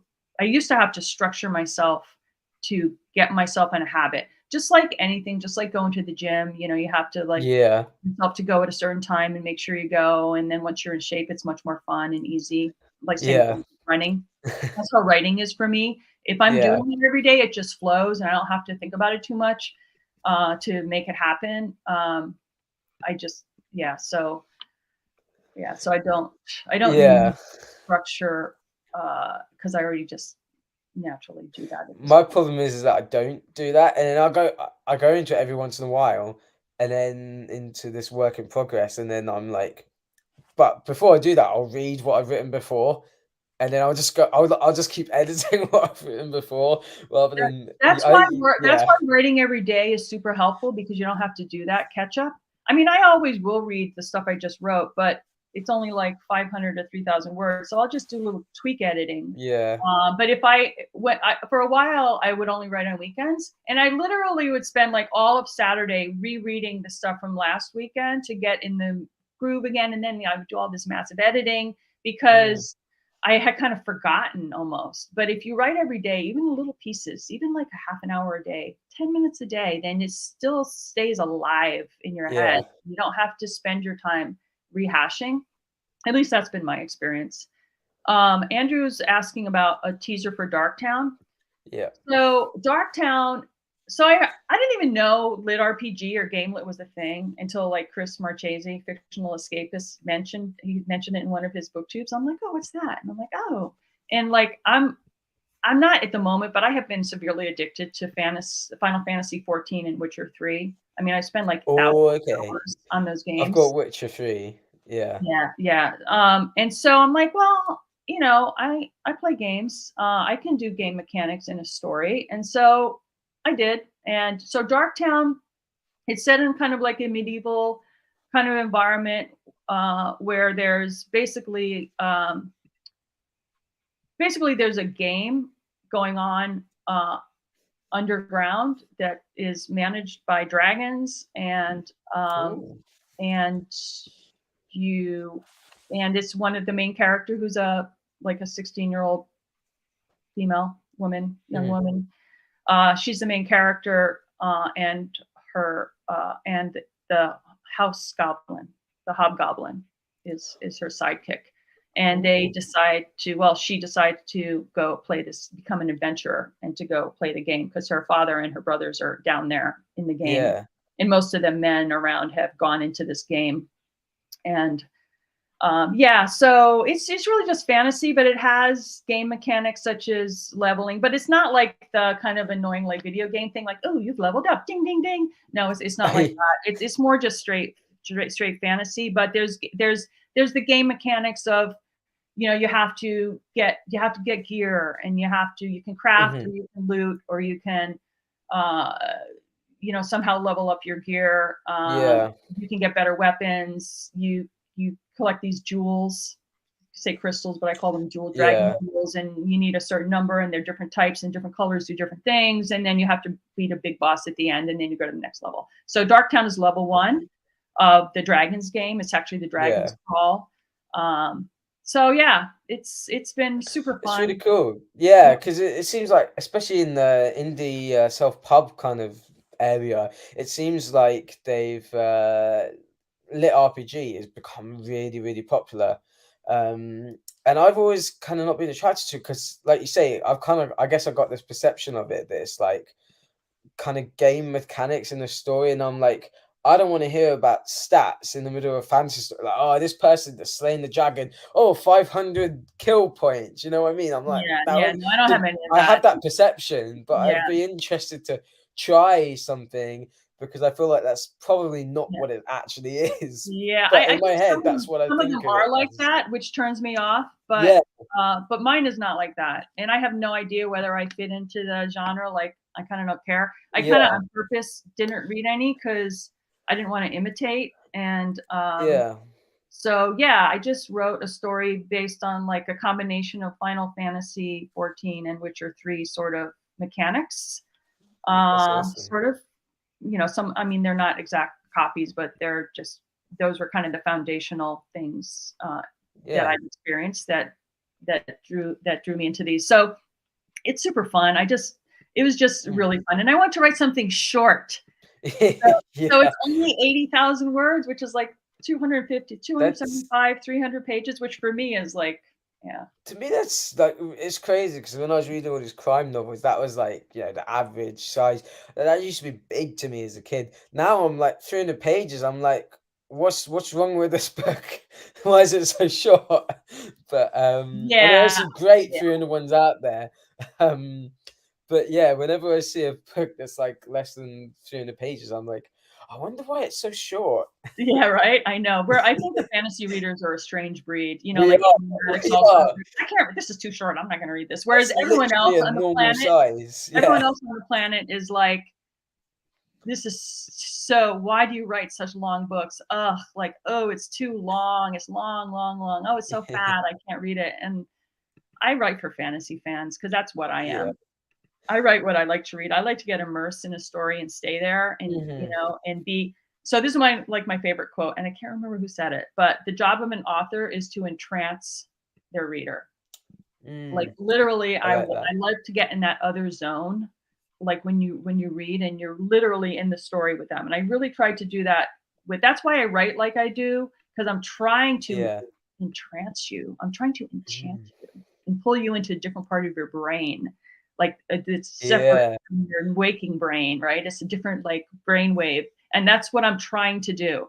And sometimes I I for example, I get so descriptive that pulls people out of the story because I've Mhm. overdone it, right? I've gotten too Yeah. descriptive for some readers, and that kicks them out of the story because they're irritated and it's boring or whatever. Some people just love it, right? So you have to, it's for a certain type of reader. Like I said, I Mm. love Robert Jordan. I love the tea stuff. I love his sloggy 7, 8, 9 books. Yeah. I Whereas haven't some minded people it so like far. It's not can't deal with blown it. my mind, but it's not, yeah, it's not bothered me thus far. I need to get back into it, but yeah, I got up to book 6, and then I've just got so many other books to read, and I'm trying to diversify. It's difficult trying to get that balance, because as much as I'm a fantasy lover, and I have been since I was about 13, and before that, I'm still basically catching up. I haven't read a lot of the genre staples, which, as it happens, unfortunately, we know a lot of them are white men that have written these massive popular books.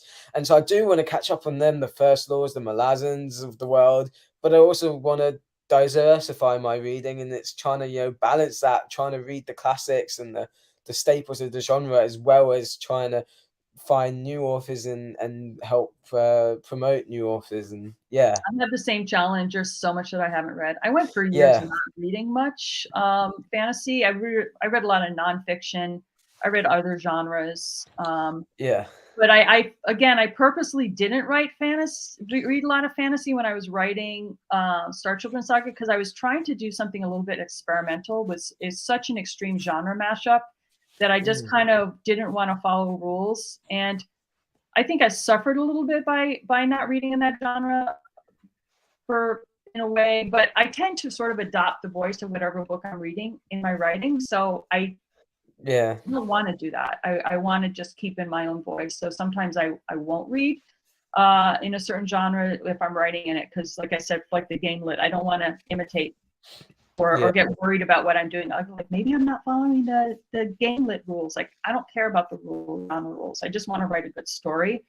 And like I really got slammed by like agents and publishers because I wrote science fantasy. And I wrote a whole rant on this in one of the interviews, I think in The Escapist last Okay. for about science fantasy. You know why? I'm going to redo my rant a little bit. You know why? We love a good rant. You want to know why? Because they wouldn't know where to shelve it. Because there was no bisect code for science fantasy. These stupid numbers on the copyright pages is how like bookstores and libraries categorize things. And science fantasy is not one. It has to be fantasy or it has to be science fiction. And so they can't. They're like, whereas most bookstores have science fiction and fantasy together anyway. So what's the big freaking deal? Like, it's the stupidest reason ever. You know, but that's the legit reason. They're like, we wouldn't know what it won't fit into our system. It's not proper literature. I know. There's a hype in there. Science fantasy. We can't have hyphenated genres. You know, like you people suck. Shut up.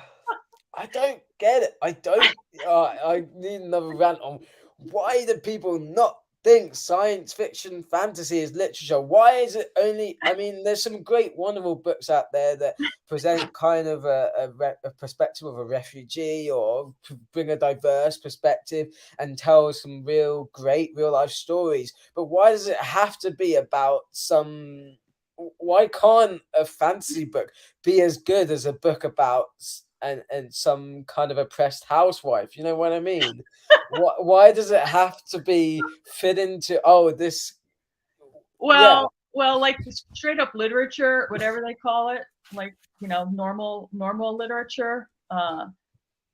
You know, there's a word for it. I can't remember what it's called. Just straight up literature. It's like literary fiction. Yeah, whatever. Yeah, literary fiction. Like, I don't know.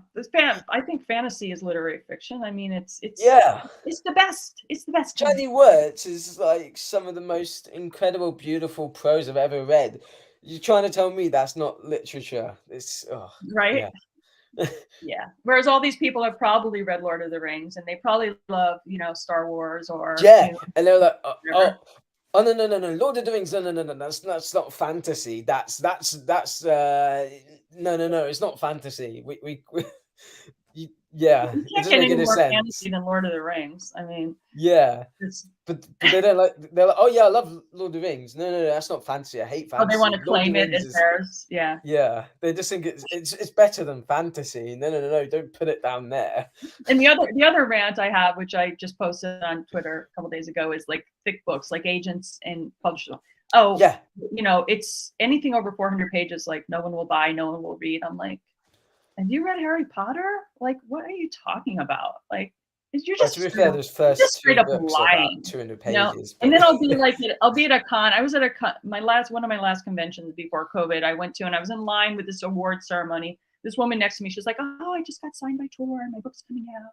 And I was like so happy, jealous, you know, for her. You know, and I'm like, "Girl, oh, cool. Like, how many pages is it? How many words is it?" She's like something like 250,000 words, which is like 900 pages. Her debut. Wow. You know, so they're lying to you when they tell you that they won't buy a book under 400. They just don't want to read your manuscript. They don't like you or something. I don't know. They're swamped.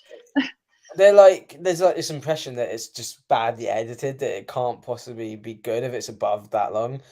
I'm sure it's like when you get in the business meeting and here's my manuscript, they have like a knife just ready to chop it in half already. Well, there is something legitimate about it, which I experienced as a self-published author, which I see Ellen McCrae's on here too. You probably had it as well, which is the longer the book, the longer the editing, the more intense the editing has to be.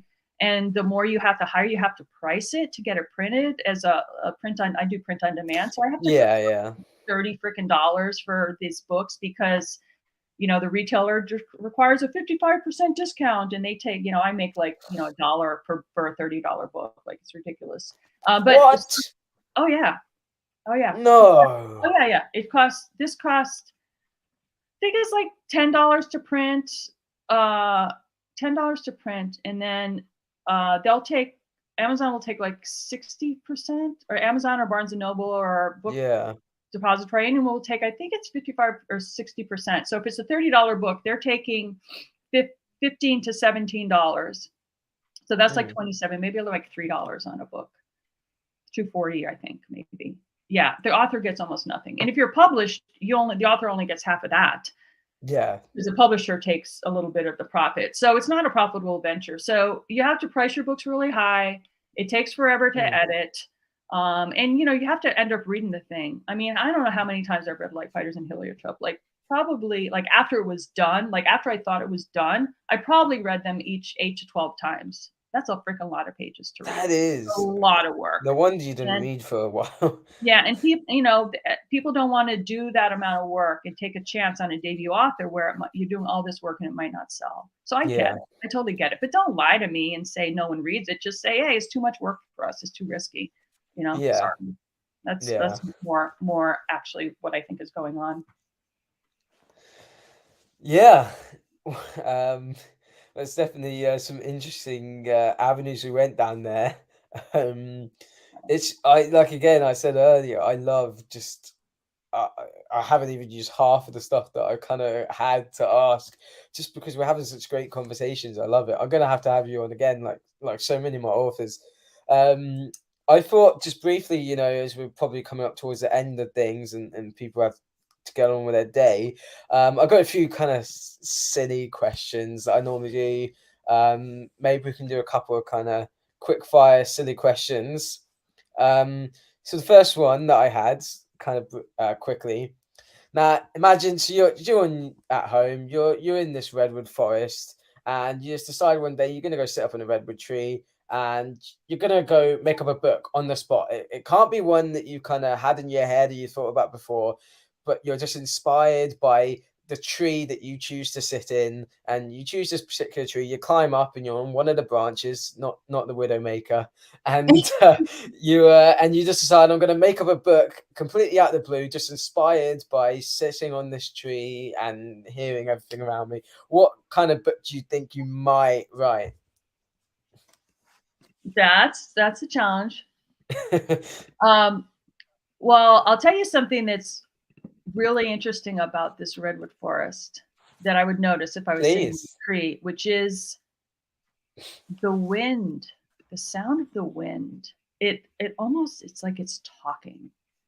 I live in this sort of canyon that comes in all the way from the ocean. The ocean is like 25 miles from me. And so the wind comes through this canyon and through all the redwood needles or leaves. And the sound is like almost scary. You go out and you just hear this. You're like, what the heck is that? I'm like, oh my God, that's the wind. Like, what is it saying? So I don't know. It could be a book about, the wind. Name of the wind. Oh, Gee. Genius. You could sell that one to door books, I think. Yeah, but something maybe about that, like the wind is actually talking and the trees are actually talking to each other. And there's, how there's all these networks of roots between trees are actually communities and they share nutrients and they tell each other if there's like a wood chopper nearby and they get scared and stuff. Like, so maybe, the life of trees. Interesting.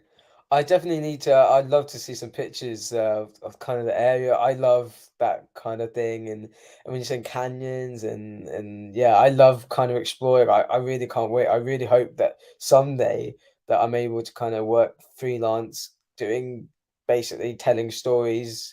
That's what I love to do, pitching kind of film and TV fantasy stories, audio dramas, that kind of thing. So fingers crossed that I kind of make it in that industry. And I can come and visit places like this, and maybe I'll sit in a redwood tree one day and write a fantasy kind of thing. For sure. But that would sound awesome. Now I've got a really Paula. Bye, Paula. Thank you for coming. Just another quick one. I thought this would be an interesting one. I made up on the spot. This is a weird one. So it's kind of a two-hander.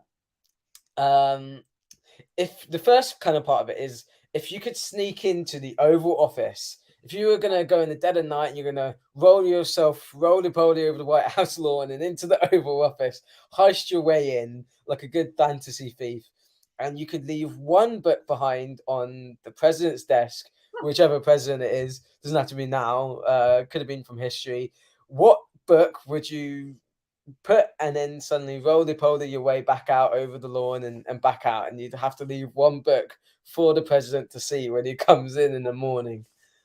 Wow. And it doesn't have to be your own, it could be someone else's, or Yeah, I won't make it my own because that's just too obvious. I think Well, of random questions. probably. So, given the situation in the United States right now, I would probably leave a book about misinformation, disinformation, propaganda. Maybe I would leave something by Ruth Ben-Ghiat, which is about how strongmen, how dictators come into power, and what techniques they use to defend ourselves against such a trend towards, wanting to hand over our power to some like stupid, selfish, greedy dude, because he's gonna save us or something somehow. I don't know. Like didn't we like get rid of king, like true monarchies just for that reason? Yeah, that's where you came over from England, right? Yeah, right. Like, do we really want to have one person making all our decisions of deciding who they like and who they don't like and who they're going to kill if they don't like them and all that kind of stuff? And what you can read in Florida, like you're not allowed, like they're like all the school libraries. They just did this thing. I've just seen that. Yeah, all the school libraries, they have to shut off all the you can't get to any of the libraries until they're all approved. Oh, but free speech, right? Free speech. Oh my God. The free speech. Oh yeah, a book by Ruth Ben-Ghiat, Strongmen. I haven't actually read it, but I've heard her speak a lot, and she basically analyzes how dictators get into power and how people overthrow dictators and stuff. So that's what I do. A little bit of politics. Sorry if Yeah, sorry. It's all delicate ground to tread on because people have all different perspectives, and there's lots of different reasons why people. Well, I think it'd be important from both sides to kind of be aware of that and misinformation. I think it's something we need to be aware of, and I think that's going to be really interesting, to think about. Fantasy normally reflects what's kind of going on in society, and as we live in what they call a post-truth society, I wonder how that's going to bleed into fantasy, and I think we're going to see a lot of fantasy books, perhaps, that are related to the idea of what is truth and how is that perceived. And I think that'll be really interesting to see, because often fantasy kind of comes and takes a lot of inspiration from the real world, and then in other ways it kind of takes it back out into the real world as the readers kind of take it into their lives, which is I think is really cool. Anyway, the second part to that question was just to say, so imagine you were president and you were allowed one personal book on your desk that you could proudly display and you could have it on your desk. Which book would you choose if you were president? Oh my God. I choose weird questions, right? I try and keep them unique. All right, well, let's keep with the same theme. Okay, let's keep with the same thing that I had before, which is, speaking of books about misinformation, like 1984. I need to read that. Yeah, well, it's banned now. I believe that's one of the books that's banned in, I think, Florida and Texas. Ironic. Yeah, it's basically about how you just have to believe what you're told, not what's in front of you. Yeah. So.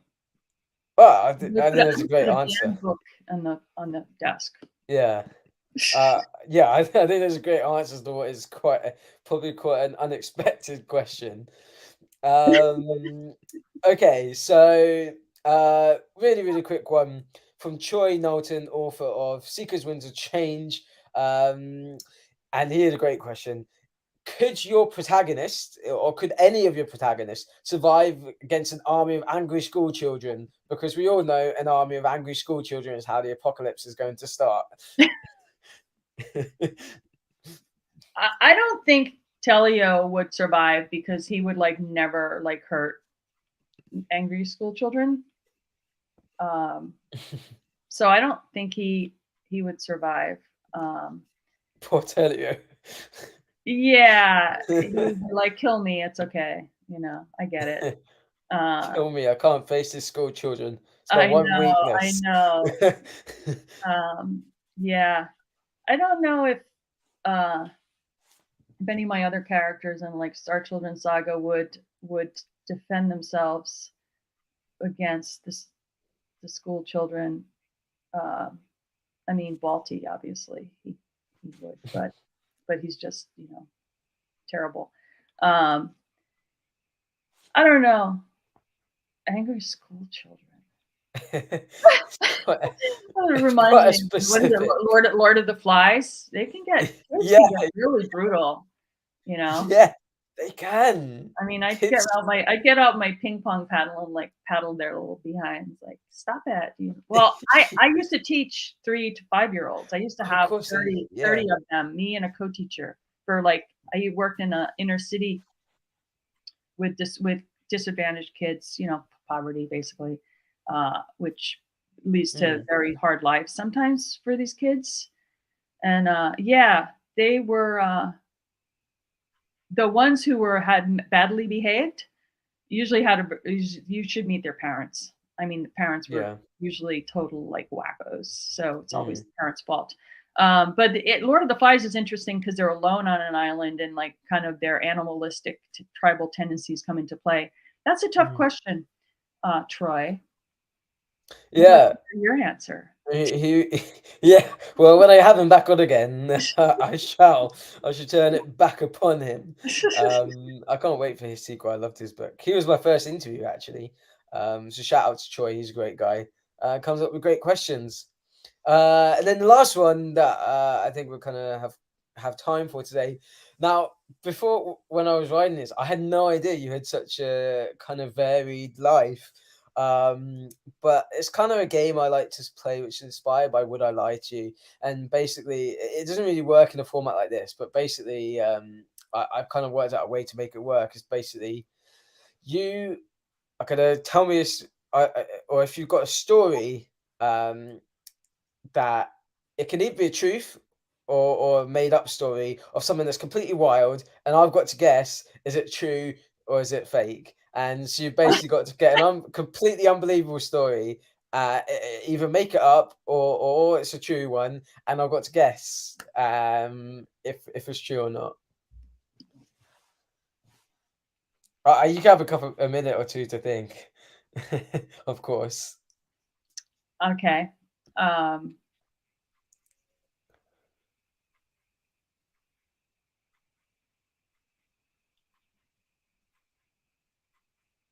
mm, okay. Um, I've climbed Mount Everest. Ooh, okay. So did I get to ask you a few questions? Did you climb all the way to the top? Did you summit? No. Okay. Um, did you get past base camp? Yes. Okay. So which side did you go from? Did you go from the north side from Tibet, or did you go from the south side, Nepal? Southeast, there's a little like staging camp where you get your Sherpas, and there's like kind of a, a gentle slope that you go to from Mhm. there that helps get acclimated before it gets like before you have to get like the climbing gear out. So how long did you go? We acclimated for 2 weeks at base camp, and then I made it about a week, and then I got altitude sickness. So you were trying to get the whole way to the summit, were you? Yeah. Oh wow! In case you know, I'm a massive. Well, I used to be an outdoor instructor, and I've had an obsession with it ever since I was a kid. I'm planning to go to base camp next year, for my 25th. I will be 24 still, but I'm going to New Zealand at the time when I'm 20, or I'm going to be in New Zealand when I'm 25. So I can't, and you're going to go specific times of year. So, what time of the year did you go? Actually, is a great question to ask. This will be the one that will probably tell me. It was early. it was late summer, early fall, when the ground was pretty hard and dry, but before the weather turned. Okay. I'm gonna ask one more question, because we're getting on to 2 hours now. Oh, what's a good one? When are you gonna So, tell me if it's a true story or I'll not?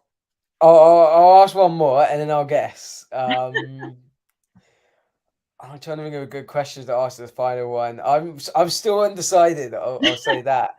Um, okay.